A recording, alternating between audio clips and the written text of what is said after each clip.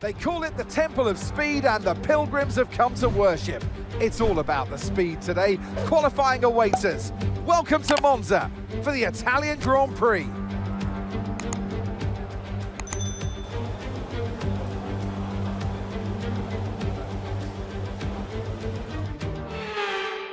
Hello everybody, welcome back. I'm MrRedClaw. Welcome back to some more Formula 1 24 My Team career. This time out around Monza for the Italian Grand Prix. Now, in the last couple of races we have been doing better than before, but still failing at either strategy or just mistakes basically. We have been doing fairly well, being at least within the points or getting close to them. I'm pretty sure with our other finishes, I'm pretty sure we've been 10th, 11th, 20th, and 11th or something like that, so we are near the points, but we have only scored 1 point so far this season, so hoping coming into this race for some more points, but of course we're going to see how that turns out, as currently in qualifying, just going past sector 2, we are 7/10 down in 16th place currently, and let's see what we can do through the final sector as we drop down a couple of positions coming out of that sequence of corners. But can we make up any more time going into the Parabolica, or are we going to lose a couple of places a little bit deep? Doesn't really affect us too much on entry, but is it going to affect us on exit as we drop down to P19? Is that going to be, are we going to cross the line at P19 as we do go across the line? And it is going to be P19, so not too bad, not too good, I guess. You know, we would still want to be a bit higher up, but Leclerc pole, Norris second, and Sainz third. Let's see what we can do during the race and hopefully get into the points. We're back in Italy once again for another round of the Formula 1 World Championship. And what a great race is in store for us today, here at the oldest circuit on the calendar, which hosted its first race all the way back in 1922. With top speeds up to 215 and an average lap speed of around 155 miles per hour, Monza's reputation as one of the fastest circuits in the sport is well earned. We have 11 corners on this 3.6 mile track, with the best overtaking chance coming into the heavy braking zone of the Turn 1 chicane. It's time to take a look at our starting grid for today's race. A fantastic effort from Charles Leclerc yesterday, and it's put him on pole, and Lando Norris lines up alongside. Looking down the rest of the grid, we have Sainz, Russell, Hamilton, Oscar Piastri, Perez, Fernando Alonso, Albon, Stroll, Bottas, Verstappen, Hülkenberg, Gasly, Ocon, Magnussen, Joe, Sargent, Red, Maldonado, Tsunoda and Frederick Vesti. Which of these talented drivers will come out on top today? So here we are lined up in P19, no penalties for anyone, so we are starting where we qualified sadly. So no bumps in positions over there, as it's an okay start, a little bit slow off the line, releasing the clutch over there, but could be worse. Maldonado jumps us immediately, really good start by him over there.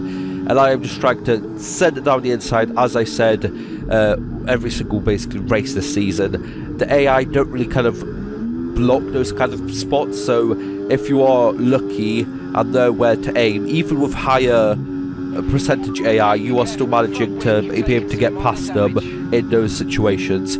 Slight front wing damage, and nearly spinning out over there because of just kind of getting a little bit antsy with Verstappen over there, but we actually do manage to get past from P19 to P10 already, getting past the likes of Max Verstappen in the Red Bull and George Russell in the Mercedes, and we are now behind Valtteri Bottas in the Kick Sauber and the Williams in P8, so I'm not really sure what they have done to qualify so well, and in front of Verstappen and Russell. I guess Verstappen and Russell must have had some sort of penalty, about like a 10 place grid penalty or something like that, to end up in the position they are in, and Albon and Bottas, you know, just finishing outside the top 10 but earning those 2 places via the penalties for the cars that were ahead but are now behind. On lap 2 right behind Albon. Oh, we're going to send it down the inside. Fastest sector 1, of course, because we had like the slipstream down into turn 1, then all the way down into, what's that, turn 3 is it? I'm not really too sure. But yes, fastest sector 1, and coming in towards the end of lap 2, we are trying to kind of block Albon. I think that was a little bit too much as he did that kind of like jump out of the way, or maybe he was just kind of setting up for the corner. Now, our car, not really the fastest in the straights. I said this before, I can either set it up so it's an absolute bullet down at the straight but absolutely horrid in the corners, or the other way around, and you kind of have to find that balance, and we just don't have the car enough to kind of balance it out well enough to be able to get through the corners quickly and go through on the straights with a fast enough speed to actually get past people and defend from others as well. As we can see, Albon just really easily getting close to us, and we can't really catch up Bottas too much without the help of DRS, which we are going to get, of course, down the straight. But as you can see, even before DRS,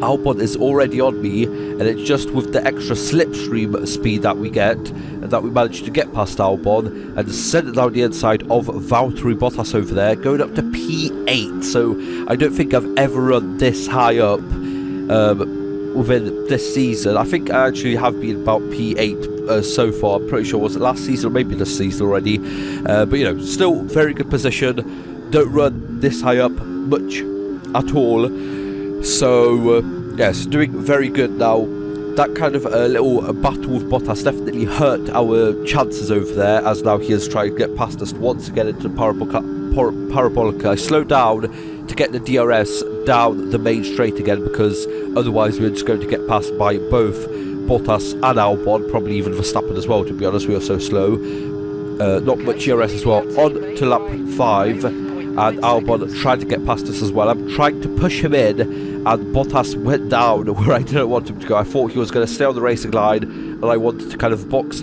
Albon in behind him and then go down the inside. But we do that, but all of that has cost us quite a lot, because at one point I was closing in on Perez ahead actually, because they were battling in, but now we are about 3 seconds behind, and as we can see over here, not doing too good as Albon gets past us, and Bottas was nearly getting past us as well.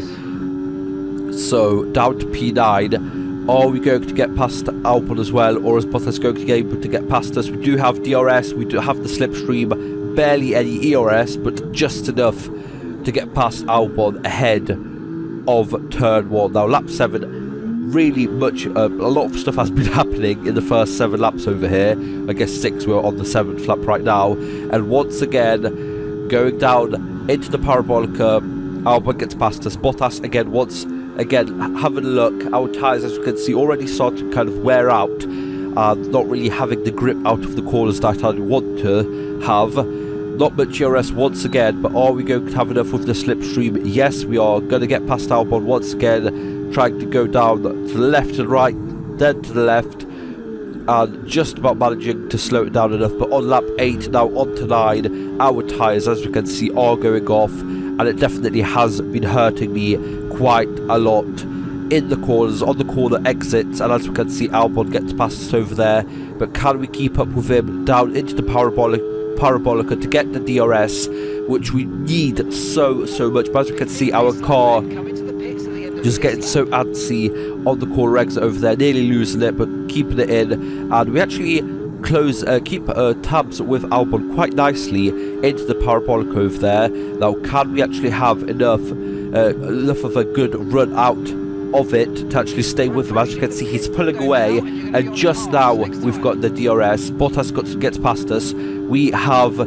slipstream from Bottas, now send it around the outside, which of course turns into the inside in the next corner. We're actually managing to just about get in front of Albon to get that P8 once again. But on lap 10, finally, I did want to pit the lap earlier. On lap 10, I finally pitted from the P8, and the gap in front was I'm pretty sure, about 3.8 seconds, so we definitely lost time fighting, but the cars ahead were also fighting quite hard because they didn't pull away.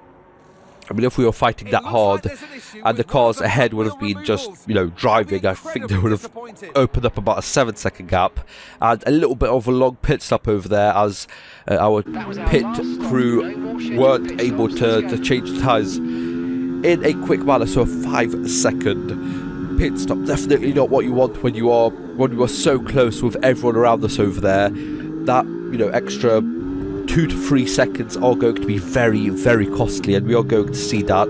As a lap 12, a couple people pitted, but these were people that were really, really far behind, so no worries about overtaking them over there. And as you can see, good stuff getting ahead of Magnussen. Didn't repair the front wing, didn't change it because we didn't really need to. I don't really feel much of an impact with that slight front wing damage that we've had. I actually have it on auto, so if it would have been enough to kind of do something, they would have changed it, but they didn't, so it should be fine. Now going on to lap 14 over here, more people in the pits, and can we get past so much people trying to get the slipstream from Gasly to try and slingshot ahead. There's Albon over there, we were ahead of him. There's a yellow flag, oh, did not manage to slow it down in time, and actually a red flag for the first time in the whole time that I've been playing this game, a red flag. So you manage to change the tyres that you want, and this is where the disaster happened in this race. I would have probably finished in points, maybe even P10. You know, just a P10 would have been a very nice, you know, one single point. But I was on the hard tyres before, and from that I went onto the mediums because I thought, well, you know, we don't really have that much time left, not that many laps left, and I do have, you know, enough fuel. We don't need to really worry about it. We can push and get ahead of people. We are in P7 currently, but as you can see, these are the tyres that I just got rid of. A couple back slaps. Not really sure why it didn't show me that these are used. And yeah, I try and go to slow down. Don't have enough grip on the tyres to do that, and to avoid crashing into, I'm pretty sure that was a Ferrari. We tried kind of cut the corner to avoid both cars, but we do sadly clip the other car. I'm not really sure who that was. I wasn't really paying attention right now. But yes, get a 3-second penalty for cutting the corner, then front wing damage for hitting the car, and then, as you can see, just losing so much time. The pack ahead is already closing in on the Parabolica, and I just say, yeah, let's just retire the car. No point of just sitting in the back, because we aren't going to catch up to anyone, and even if a couple people retire, we're still so far away from the points that, yeah, what could have been a P7, P6 even, finishes off with a DNF.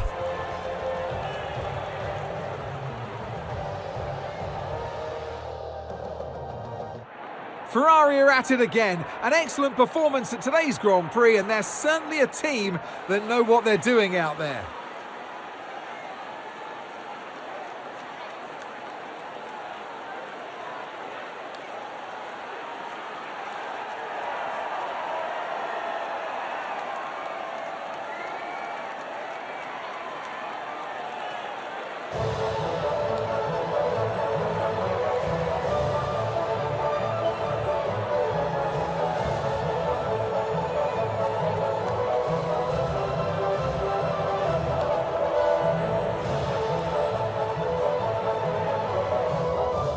So there it is, a Leclerc from pole to win, with Norris finishing in second and Piastri in third place. Now, of course, we failed to score points, but it would have been absolutely massive to score, you know, a P6 finish, 8 points. That would have pushed us up probably about 2 spots in the Constructors and probably quite a fair couple of spots in the Drivers' Championship.